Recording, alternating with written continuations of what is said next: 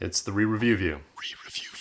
Today I'm reviewing a review of the Nerf Iron Man Slide Blast Armor by LordDraconical, one of YouTube's top 5 Nerf gun reviewers. Oh no! Whew. Just barely. I thought my hand was going to be too large for this blaster, which would make me so sad. The great thing about this review is there is a lot going on that is not immediately apparent. He doesn't say anything about it in this video, but I looked up LordDraconical, and he is a vampire. He's shooting outside during the day without bursting into flames or sparkling or anything, so somehow he's developed a resistance to sunlight. There's obviously a detailed backstory here, and I'm waiting to find out more. As another example, there's a moment in this review that I love. Shout out to that Delta plane going overhead.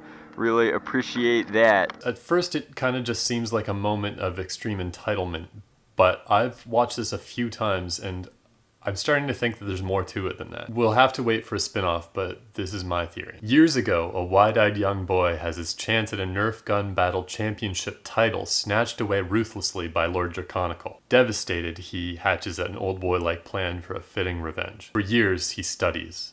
It's not always easy, and sometimes he feels like giving up, but he keeps focused on his goal, and it pays off. He finally gets certified and becomes a flight dispatcher at Delta Airlines. And now, every once in a while, he plans a flight path over LordDraconical's backyard just to mildly annoy him while he's shooting a new review video. The POV style of this review was an interesting choice. It really makes you part of the experience. But if you watch this several times like I did, then you start to think, is this actually me? Are his thoughts my thoughts? Is this a vision of the future where everybody watches other people watching and commenting on a live stream of their own life? But then crazy things started to happen. Once I'd accepted in my mind that his hands were my hands and this was me, I started being able to control LordDraconical's actions and interact with the world around him during the time that this was recorded in the past. You can only do it for this 5-minute stretch, but with a little trial and error, you can accomplish a lot in that 5 minutes. You'll notice that on the day that was recorded, an asteroid did not destroy half of Texas. Now, I don't want to brag, but